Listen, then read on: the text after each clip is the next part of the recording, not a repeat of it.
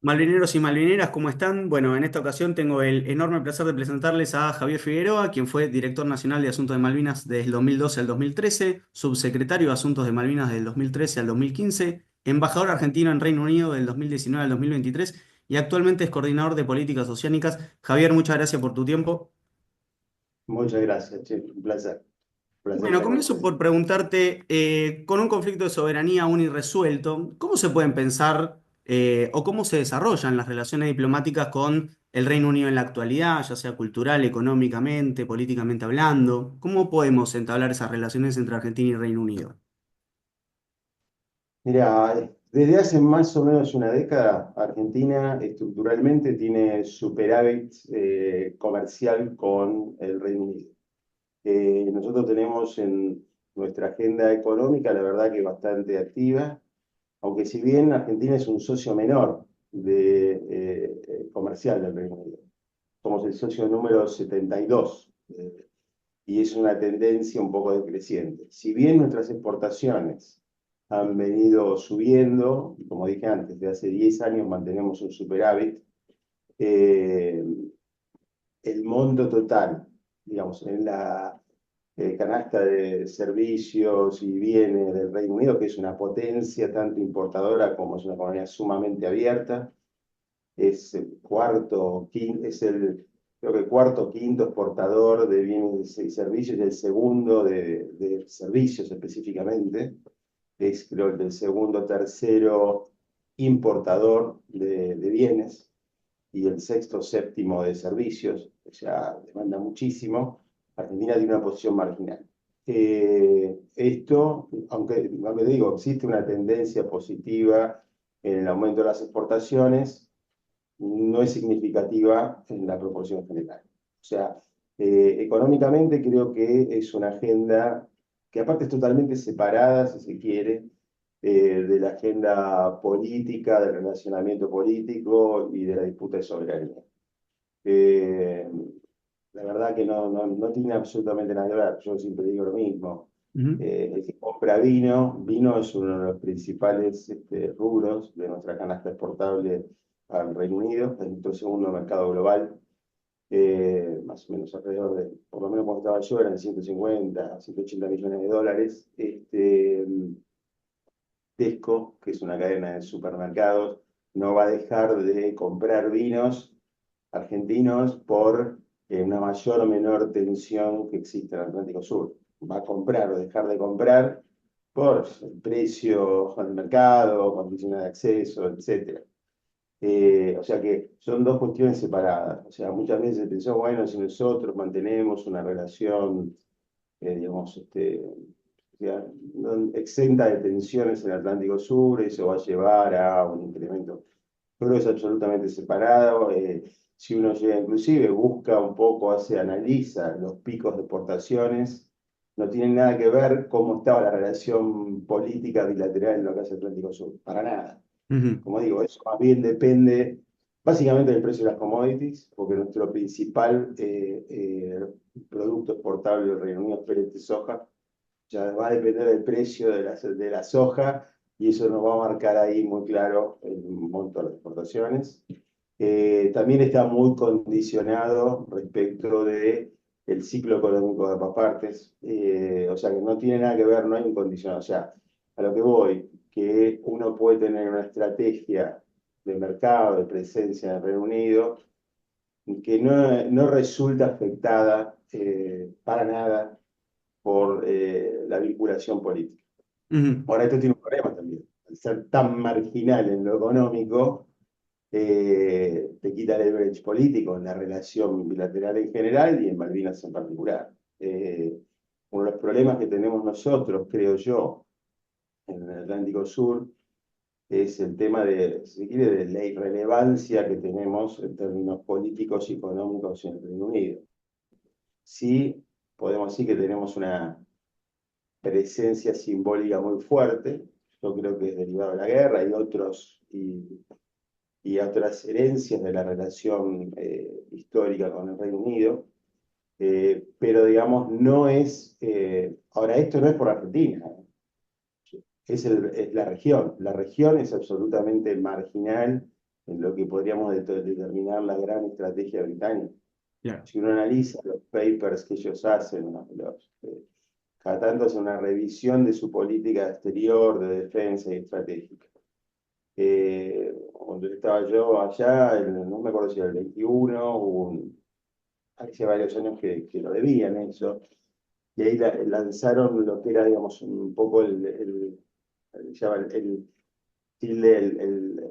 pivot hacia el Pacífico, digamos, marcando las prioridades de política exterior hacia la región Indo-Pacífica. No hay ninguna novedad, lo hacen todos los países. Ujú, Pero si uno analizaba, era un texto me acuerdo que a mí me llamó la atención, eran 70 páginas, y uno veía lo que se le dedicaba a América Latina, eran 4 párrafos, no claro, páginas, 4 párrafos. claro.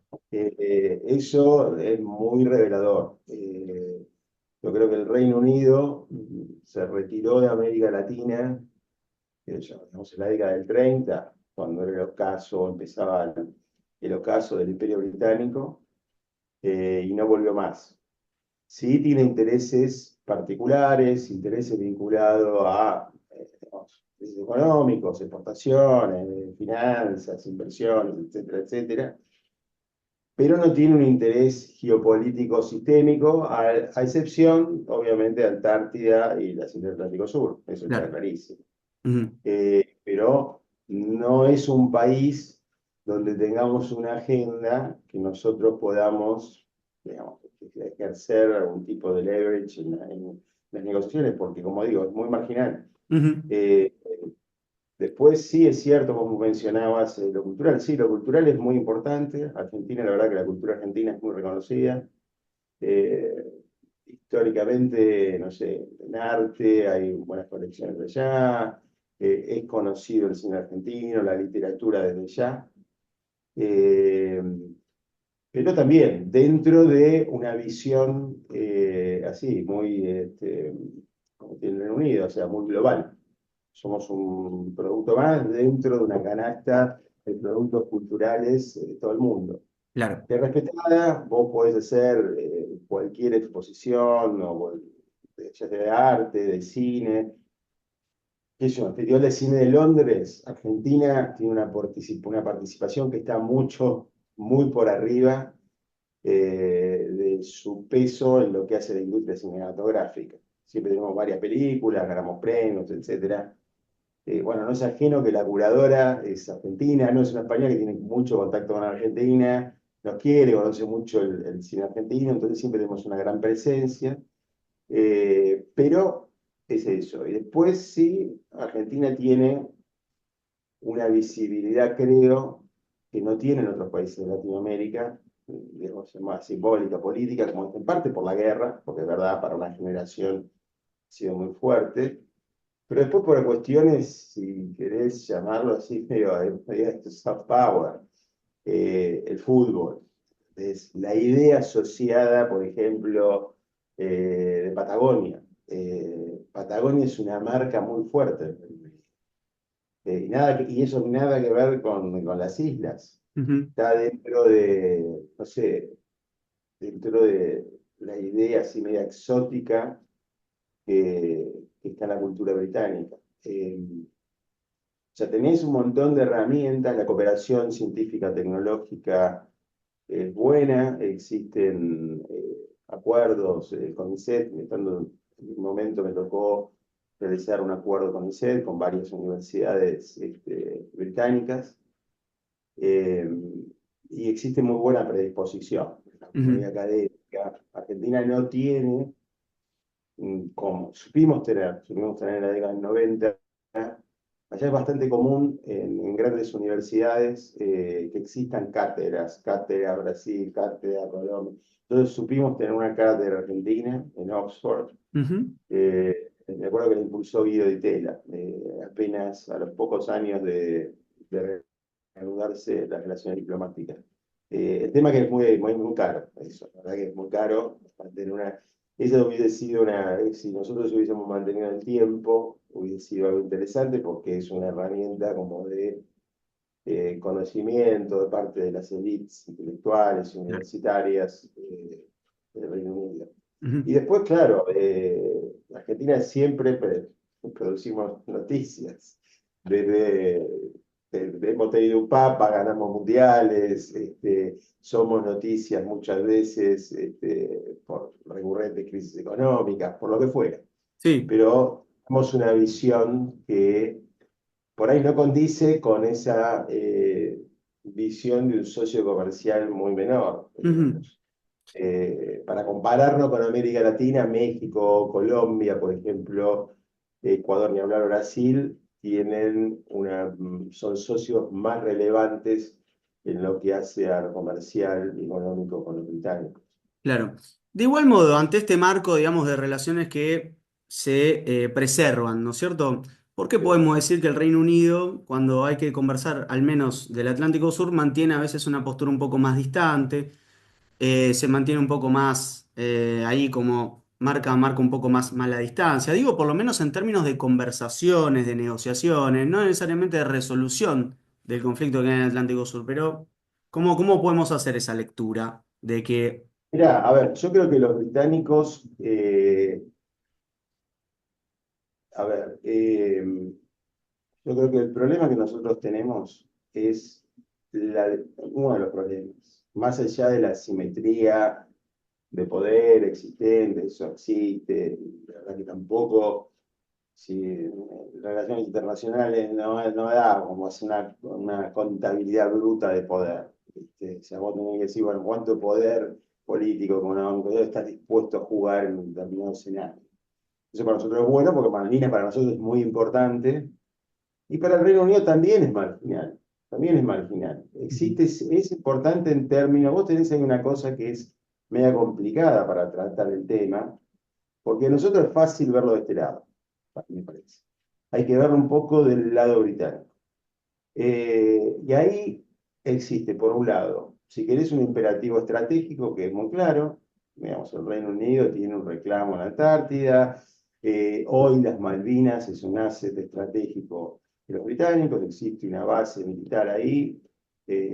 Una base, si bien no es importante el número, es muy importante en términos de su capacidad de despliegue. Bueno, vos lo conocés muy bien todo eso y creo que los que conocen este tema lo conocen muy bien. Entonces tenés ahí como un asset estratégico que pesa en el razonamiento. En este, por ejemplo, en este documento que yo te comenté de revisión de política, la única mención a nuestro país, hay dos. Dice, bueno, el Reino Unido dice algo así como, bueno, queremos mantener las mejores relaciones con las economías más grandes de América Latina, ¿viste? Como prioridad, y sería México, Brasil, Argentina, Chile y Colombia. Y después hace la única mención que nos toca, dice, bueno, el Reino Unido ratifica el compromiso con la soberanía británica, de la autodeterminación, de Malvinas, las islas y la Antártida. O sea, ahí hay como una afirmación basada en una cuestión más bien, yo creo, estratégica de poder. Por otro lado, vos tenés que a nivel opinión pública, el tema no es un tema relevante, no aparece en los medios. Sí es un tema para cierta prensa, es una prensa vinculada a sectores conservadores. Es un tema, como llamémosle, de minorías intensas. Eh, entonces, aquellas personas, diplomáticos, académicos, parlamentarios, que podrían tener una visión, si se quiere, más transaccional, siempre se ven corridas por derecha, por así decirlo. Esto pasa particularmente con el laborismo. O sea, cuando asumió el laborismo, decía, bueno, no hay que hacer ilusiones, porque lo último que va, una de las grandes críticas de los conservadores a los laboristas es que ellos en general tenían una política, decían los conservadores, yo no creo que sea así, pero como una postura muy soft respecto de las políticas de defensa, la NATO, etc. Los tipos tienden a, me imaginaba que podían tender a, si se quiere, a sobreactuar algunas cosas. O sea que visitas de ministros a Malvinas, cosa que efectivamente pasó.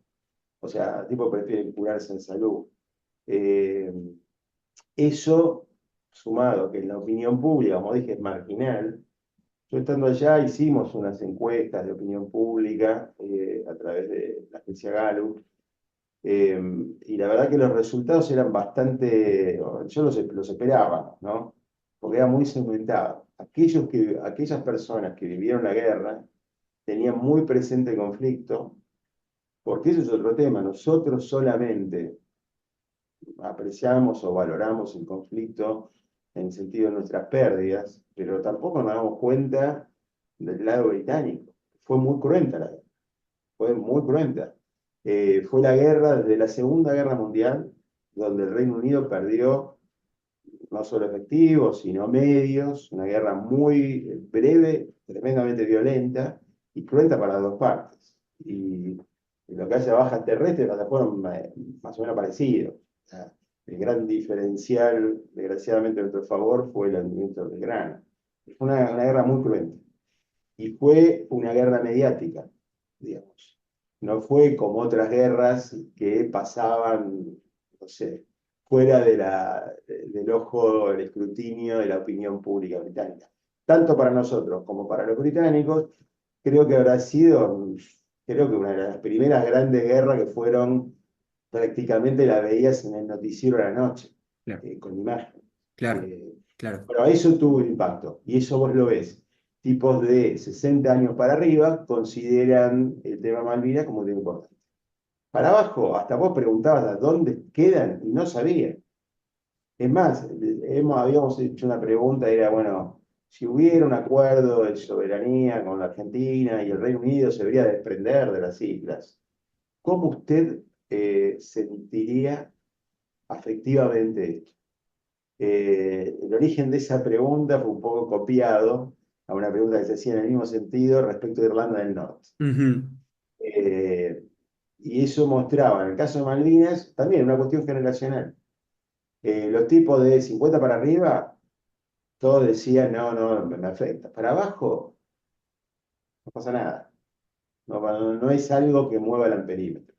Yo creo que eso es algo que también debería ser con el tiempo suficientemente calibrado para modular nuestra política hacia el Reino Unido y respecto a Malvinas. Ujú. Los de más de Dicho 60 esto, decías que no, no les afectaba, me dijiste, que no les afectaba a los de más de 60.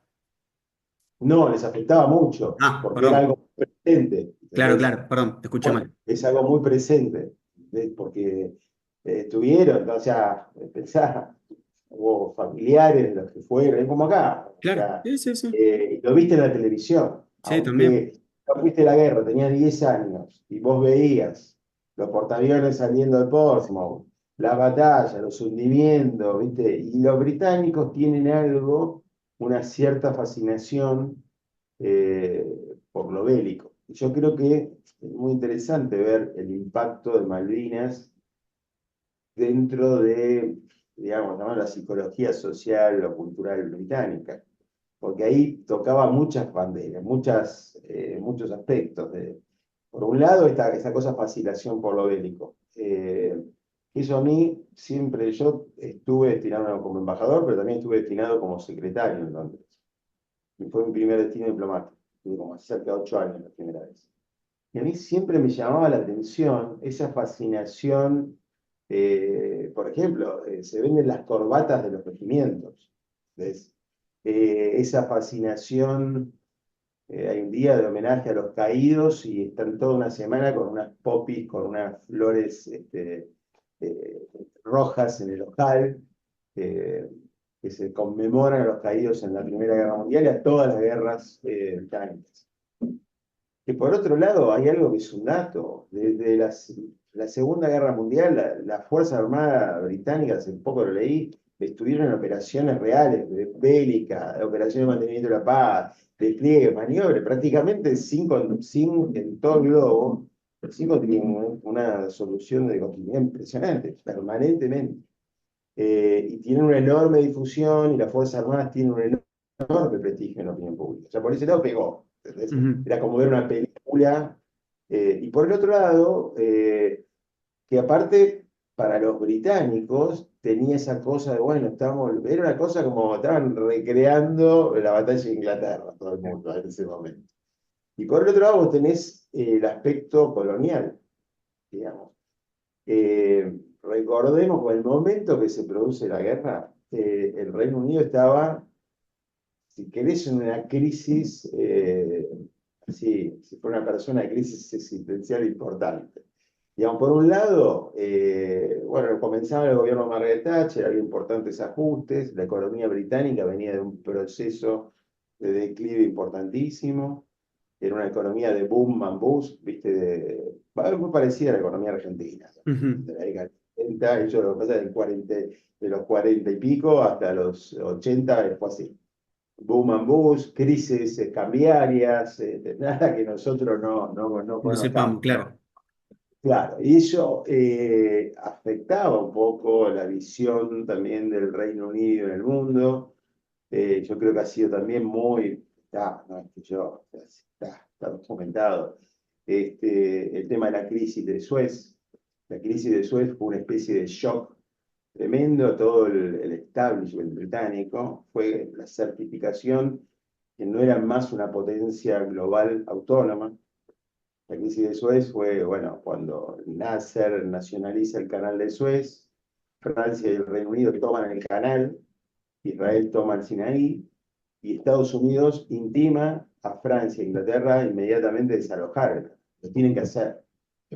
Eso fue un shock, ellos no esperaban, o sea, no esperaban eso, y a partir de ahí empieza una especie como de repliegue británico, por lo menos en términos estratégicos, muy, bueno, siendo el principal aliado de Estados Unidos, el Reino Unido no participa de la guerra de Vietnam, que sí participa otro de los grandes aliados, como puede ser Nueva Zelanda o Australia. El Reino Unido Ujú. no participa. En ese mismo momento también, te digo, en los 70 empieza a negociar el Reino Unido, como ustedes saben bien, el proceso negociador.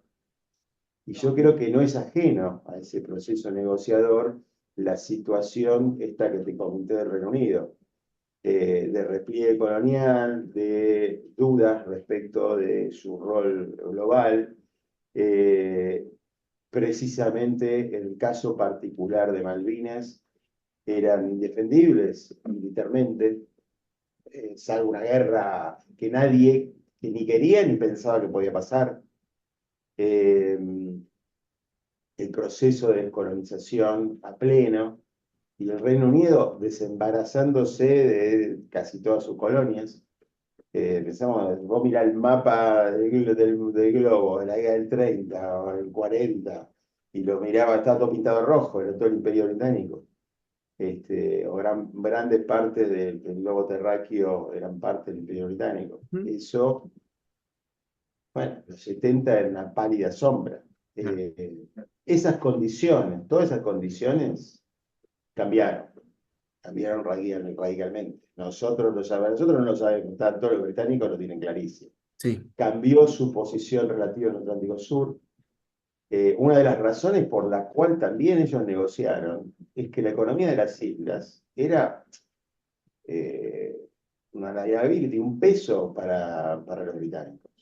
Era una economía pastoril, absolutamente aislada. Hay algunos autores que dicen que el aislamiento de las islas, en términos del continente, fue una cosa construida artificialmente y aún es construida artificialmente y que no está en nuestro interés mantener ese aislamiento, cosa que comparto. Pero en ese momento era un hecho. Su única comunicación era por barco, un barco que venía de Montevideo. Ujú. O sea, los aviones, el gas, la energía, tipos quemaban turba para calefaccionar las casas. Eh, la única pista la hizo la ADE. O sea, hubo montones de desarrollos que estaban, y Argentina, digamos, también, Argentina hasta los 70 podríamos decir, la economía argentina, el poder argentino, el quantum del poder argentino, seguía una marcha ascendente. Dijimos, ¿no?, que hasta los 70 Argentina crecía a tasas como las de Canadá o las de Australia, y tenía un PBI similar o mayor que el de España. O sea, era otro escenario totalmente distinto. Yo creo que es un escenario totalmente distinto. Ujú. Los británicos han leído muy bien y han construido poder no solamente militar, se ha construido un dato que se escapa mucho, es que también en el 82 entra en vigor la CONVEMAR, que es la Constitución de los Océanos, que establece las zonas económicas exclusivas, y los británicos, basado en la victoria militar, declaran las zonas, estas zonas en principio la zona de exclusión, después son zonas de pesca, una zona interna y una más externa, y comienzan a desarrollar una economía basada en la pesca, no en la industria pesquera como tal, porque no tienen la población para tener. Eso es otro caso también que supongo que lo tenemos claro. Es un caso totalmente atípico en el sentido que mantiene la misma población hace 200 años. Es una cosa increíble, no Claro. existe caso en el mundo. Que eso es un poco también, eso es lo que es en una teoría que es artificial, el tema poblacional y el tema de vinculación de las islas. Pero bueno, todo eso cambió. Si bien, como decía, están imposibilitados tener una industria pesquera como tal, bueno, venden licencias. La renta que sacan de eso es enorme. Imagínate que un pueblo, no sé, argentino, como es la provincia de Buenos Aires, yo tengo una casa en Manzanares, debe tener esa población, ¿entendés? Tengan la renta pesquera, por ejemplo, de un tercio de lo que produce la Argentina, que es más o menos mutati mutandi, la productividad de las islas, el resto, comparada con el resto de la zona económica egipcia. Son todos millonarios. Sí, ¿Ves? sí. Son todos millonarios. Ahora, ¿qué pasaría si en vez de 3.000 son 30.000? Pasaron de ser millonarios a ser pobres. Claro. Porque es totalmente distinto. Sí. Es por eso que hay un incentivo en mantener la población, pese que existen migraciones y cada vez la gente se va más. Es una población que empieza a ser cada vez más educada, sus hijos van a estudiar no sé, a otros países anglos en general. Bueno, estudiaste, qué sé yo, ciencia política, ¿no? Filosofía. ¿Qué te vas a volver a las islas? No te volvés más. Hay un tema de reemplazo, bueno, pero eso es otro tema. Mm. Pero a lo que voy es que la situación en el terreno cambió, la situación cambió, la relación, si querés, el quantum de poder relativo a Argentina deterioró, hemos perdido tanto en términos de PBI como en términos de, bueno, defensa. La verdad es eso también. Nosotros carecemos de un instrumento de defensa. No estoy pensando en términos de invadir las islas, eso es una No, no, no. estupidez. Y la guerra fue el error más grave que cometió nuestro país en política exterior desde su existencia como nación, digamos. En, Como en dije, ese sí, aspecto, ¿no? Mencionabas antes lo de los acuerdos de los 70, en donde esas negociaciones, esas comunicaciones fueron sí, posibles, donde realmente se produjeron estrechamientos bastante claros. ¿Qué medidas podemos pensar hoy, tal vez, para, vamos a ponerlo así entre comillas, tener un pie en las islas, ya sea en términos de turismo, educación, economía, mirá, ciencia, intercambios eh, culturales? la verdad que yo creo que ahí, la verdad, la principal traba es Británica. Porque hubo varios, mira, volver a comunicación, que yo creo que es un aspecto central. Eh, los británicos, y yo lo pongo en parte por presiones isleñas, lo que quieren es obviar la conexión con Argentina. Ellos quieren tener conexiones, pero quieren bypass Argentina. Fíjate que no es casual que la única conexión que tenemos hoy vigente son los acuerdos del 90, que son la Punta Arenas, Malvinas, pero el stop es cada una semana, semanas entre Río Gallegos. O sea que los efectos de conexión mucho no tienen impacto. Luego, durante el gobierno de Macri, hubo otro acuerdo más, que era un vuelo de Córdoba, que ese también volvía a lo mismo. Es, no era un vuelo regular en el sentido que te aseguraba que podía haber. Si vos ibas por ejemplo, si vas de Río Gallegos a las islas, te tenés que comer una semana, 2 semanas en las islas. ¿Entendés? Claro. No funciona. No funciona ni el comercio, no funciona.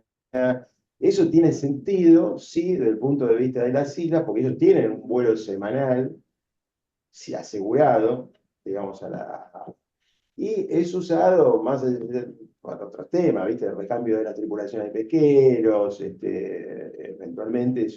Y después ellos sí tienen el vuelo directamente a Bryce Norton, la base en las afueras de Londres, que es caro, su vuelo militar es caro. Yo no es que está muy. Por eso siempre tienen, pero ahí hay nosotros muchas veces le hemos hecho propuestas. Yo creo que en realidad, y después hay otro tema más que ellos tienen como una especie de veto, es que ningún avión con matrícula argentina puede tener un servicio comercial. Hemos hecho montones de ofertas de vuelos de aerolíneas, tratando de empalmar con vuelos que salían de Buenos Aires a Londres, o la conexión, si querían, a cualquier aerolínea a través de. Bueno, tipo dice que no, una cuestión política, una cuestión política. Yo creo que se debe buscar algún tipo de vuelo. Yo creo que es clave que cualquier vuelo tiene que pasar por Buenos Aires. Yo creo que también se podrían pensar vuelos que tengan como un mayor diseño, podría ser turístico. Es decir, tratar de buscar algún corredor turístico que vincule esa península de Valdés, las islas, Tierra del Fuego. Eso puede ser interesante en términos de generación eh, digamos, de negocio, por ponerlo de alguna manera. Entonces, se implicaría vincular a las islas con la Patagonia. Ellos también tienen una gran resistencia con Buenos Aires por una cuestión simbólica. Pero yo creo que lo que para mí no debemos hacer es, de alguna manera, eh, conceder esta cuestión de que nos puenteen. Yo creo que debemos insistir, debemos de tratar de desarrollar algún tipo de mecanismo de conexión aérea que está en interés de las dos partes, que está en interés de las dos partes. Eh, pero eso hay que ponerlo en la mesa de negociación. Yo te digo, la verdad es un tema difícil de negociar porque el Reino Unido la tiene fácil, porque dice, no, esto los isleños no quieren, la hemos visto muchas veces. Mm. Eh, Argentina intentó, nosotros desarrollamos varios mecanismos, bueno, con pesca tuvimos una comisión durante mucho tiempo, desde el inicio de las relaciones hasta el 2005 funcionando. Después tuvo no sé si fue el 2016, 2018, había una comisión de pesca y un subcomité. La comisión era más política, en el sentido de que receptaba las recomendaciones científicas del subcomité, era sobre 5 especies, pero la verdad, durante la vida de esos 20 años, el Reino Unido cometió una serie de actos unilaterales que cercenaron nuestro potencial pesquero en el Atlántico Sur. Y eso se avanzó, se protestó, pero bueno, la verdad que tampoco era. No, y el problema ahí que yo creo, esta es una opinión personal, es que estos esquemas, también hubo una comisión de hidrocarburos, la conocerás. El objetivo de estas comisiones era crear confianza para las negociaciones. Y los británicos tomaron estas comisiones como son, es decir, era una comisión de pesca, bueno, hay pesca. Nosotros los dos teníamos diferentes objetivos respecto de estas conversaciones. Para nosotros siempre había un bien mayor que era crear confianza para los británicos era, no, a ver, asegúrame la pesquería de calamar. Ellos entraron en la negociación con esto. Quiero un acuerdo a largo plazo, quiero repartir calamar, creemos una Europa, o sea, ellos tenían clarísimo. En lo nuestro, ahí era todo defensivo. Y cuando ellos tomaban algunas cosas que fueron gravísimas, cuando ellos incorporan lo que era la zona de la Fox, que es el anillo alrededor, esa zona, cuando comenzó la cooperación pesquera, era una no-take zone, una zona digamos, de veda. Ujú. Hoy casi podía haber sido convertido en un área marina protegida. Ambos países tenían responsabilidad para evitar la pesca. Era la verdad un excelente acuerdo porque en la práctica, había como una especie de reconocimiento que Argentina tenía algo que ver directo en la gestión de eso. Ujú. Duró 2 años, 2 años. Después lo verá en Mundial de. Sí. Exacto. Sí, bueno, ahí lo que comentaba, que quizás la razón del fracaso fue que Tanto nosotros como los británicos teníamos como una distinta visión de esos acuerdos. Nosotros pensábamos esos acuerdos como un medio para llegar a un fin, es decir, la generación de confianza para lograr la renovación de las conversaciones de soberanía. Ujú, Y por supuesto, manejar ciertas cuestiones que hacían la pesca o hidrocarburos. Pero para el británico era claro que era claramente el manejo de pesquerías, eso está clarísimo. Eso llevó a una serie de eh, actos unilaterales por parte de los británicos, que los comenté anteriormente, ujú, y llegó al colapso de estas conversaciones.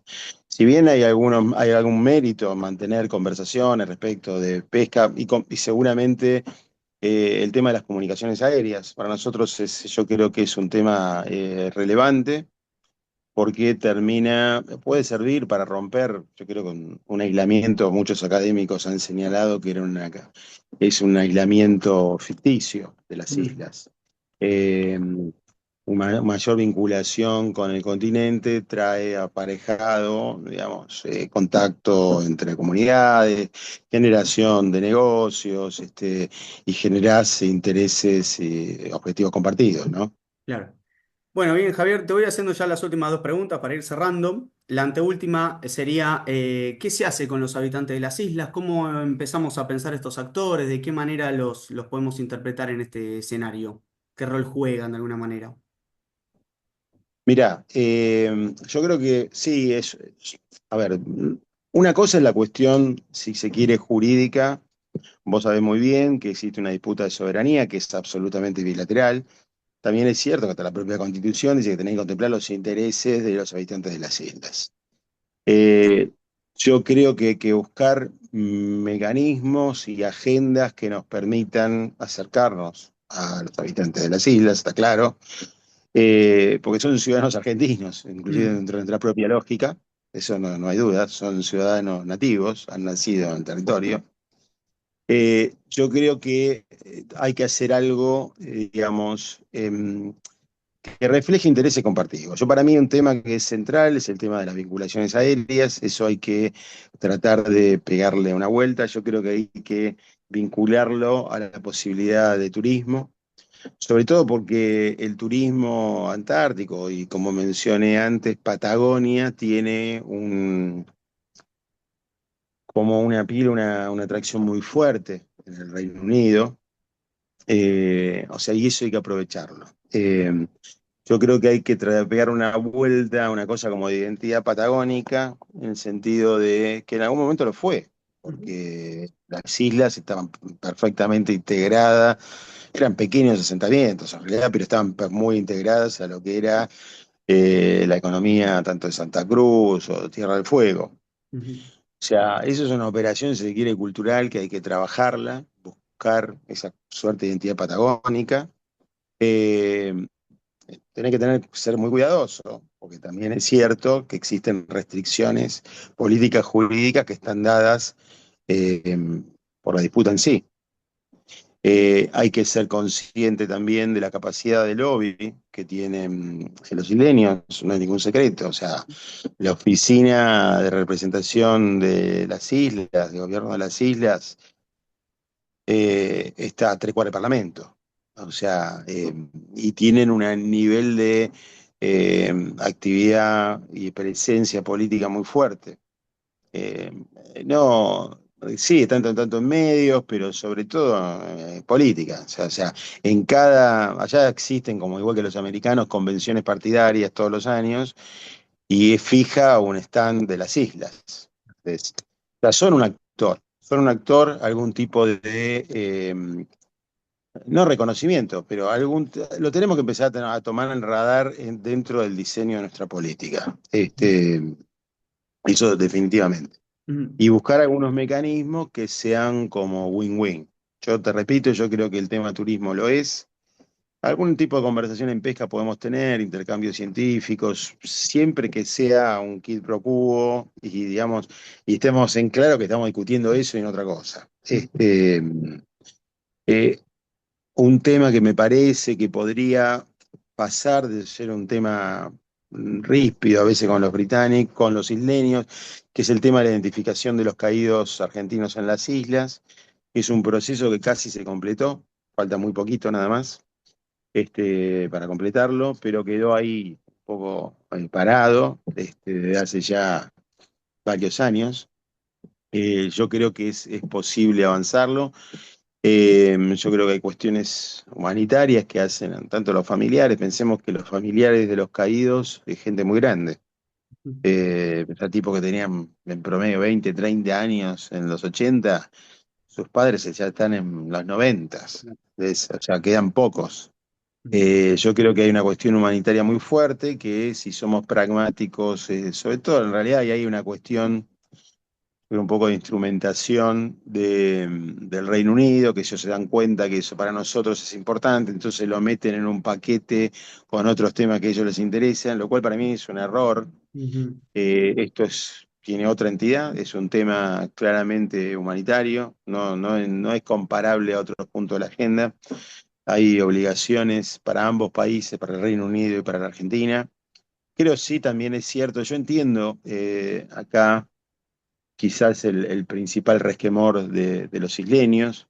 Ellos, en definitiva, lo que temen es decir, bueno, ¿y qué pasa si empiezan a aparecer argentinos por todos lados? Van a tener 450 cementerios argentinos sí, primero que eso no es tan así, pero se les puede dar ciertas garantías, en fin. Yo creo que los familiares hay algunas tumbas de aviones caídos, que hay 4 o 5 familiares en una isla.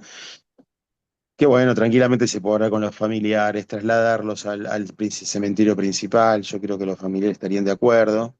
Pero bueno, eso hay que hacerlo, hay que hablarlos. Y hay que hablar ahí también y dar esas garantías. Y bueno, no es lo que nosotros no pretendemos marcar puntos políticos con esto. Es una cuestión humanitaria, estamos ambos países obligados, hay que marcar eso, ujú, sobre todo.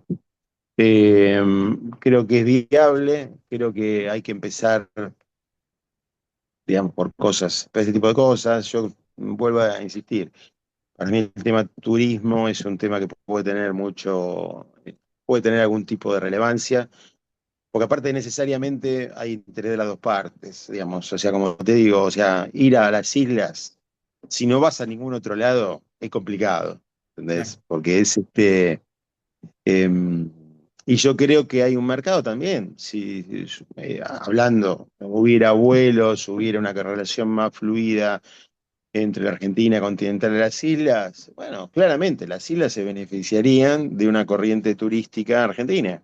¿A Ujú. qué argentino no le gustaría conocer las islas? ¿Entendés? Sí. Eh, Te voy a decir, por ejemplo, si haces un vuelo, ponele, que hacia Buenos Aires, Puerto Madryn, las islas, Tierra del Fuego, ese vuelo va lleno, así nomás. Sí, Aunque no se bajen, nada más para claro, ese vuelo va lleno, ¿entendés? sí. Así que yo creo que hay que asusar un poco la imaginación y tratar de buscar alguna agenda que brinde, como digo, que sea un win-win, Ujú. sin descuidar las posiciones de fondo, obviamente. Por supuesto. La última pregunta, Javier, para ir cerrando brevemente. ¿Cómo podemos pensar la cuestión también antártica en torno al Reino Unido? ¿Mensura de la misma manera que con Malvinas? ¿El escenario es parecido? ¿Hay diferencias? Brevemente, ¿cómo podemos definir eso? Mira, yo creo que es distinto. Yo creo que no tiene nada que ver. En el caso del Reino Unido, ellos también, obviamente, tienen un reclamo de soberanía, igual que Chile, sobre la totalidad, en este caso el caso de Chile es parcial, en el caso del Reino Unido es total, de nuestro eh, sector atlántico argentino, eso es así. Pero recordemos que está el sistema del Tratado Antártico, que de alguna manera tutela los reclamos, esos reclamos están congelados, valga la redundancia, Mm, y tanto el Reino Unido como nosotros y todos los países reclamantes queremos mantener ese sistema.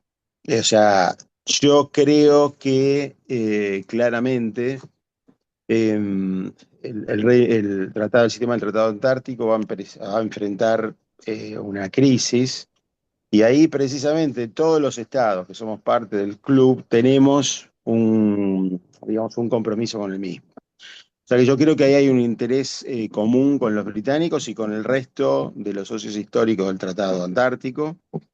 Eh, el tratado brinda suficientes garantías como para, digamos, procesar estas disputas de soberanía, si querés, o reclamos de soberanía contrapuestos. O sea, yo creo que no tiene nada que ver. O Ujú, sea, distinta es la situación que pasa en la CRUMA. En la CRUMA es distinto. ujú, La Convención para la Conservación de Recursos Vivos Marinos Antárticos, donde ahí sí hay recursos pesqueros, existen diferencias. Hoy por hoy los británicos están realizando una pesca ilegal porque están emitiendo licencias sin, eh, no de conformidad con la normativa CRUMA, porque no hay un plan de manejo acordado. Ellos lo haciendo, eso lo reconocen.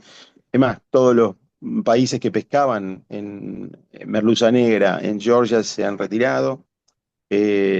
Hubo hay hasta inclusive un fallo de cortes americanas diciendo que esa pesca es ilegal, una demanda que planteó un importador de merluza negra pescada en Georgia.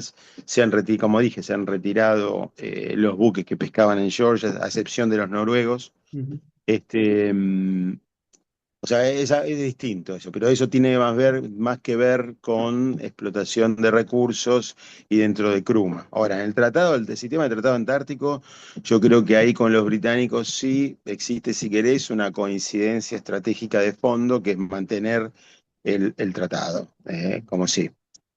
Sí hubo algunos acuerdos que cayeron con los británicos y cayeron por una cuestión. Ellos han matriculado los buques y aviones del Servicio Antártico Británico con bandera y registro isleño. Por lo tanto, nosotros al no reconocer el gobierno, al no reconocer el registro, estamos como inhibidos de realizar algún tipo de cooperación Claro, que involucre estos medios. claro. Eso yo creo que ahí fue un problema cuando eso no se pensó, creo, o no, o se minimizó. Y de hecho no hubo cooperación porque si involucras un barco, un avión, ahí estás muerto, ¿entendés? No puedes avanzar. Así que, pero yo creo que la situación es totalmente distinta. Ujú, Yo creo que pueden existir amenazas al Tratado Antártico que nos va a llevar fatalmente a una coordinación con aquellos que, pese a tener reclamos superpuestos con nosotros, estamos en síncrono respecto de el principal objetivo estratégico, que es básicamente mantener el Tratado Antártico como tal. ujú, Si esto no pasara, estaríamos como un escenario ártico donde sería, digamos, una especie de free for all, donde políticas de poder se impondrían y donde tampoco nosotros tenemos tanta leverage, así tipo de poder naval, como para ujú, tener un say en eso. ujú, ¿Entendés? O sea, nosotros nuestro principal activo es nuestra presencia, la ciencia, y que somos un actor muy, muy relevante en el sistema antártico, muy, muy relevante y muy constructivo Argentina. Debe ser yo creo que uno de los foros internacionales donde Argentina, digamos, como dicen los ingleses, punch above the weight, ¿viste? Pegamos arriba del pesaje. claro. Este, así que sí, no, son dos cosas distintas. Ok. Bueno, Javier, la verdad que te agradezco mucho por toda la información que has brindado, por tu testimonio, por tu experiencia. Esta fue mi hoja de ruta, así que bueno, muchas gracias nuevamente. Bueno, viejo, un saludo, que tenga buen día. Dale, gracias. Chao, chao.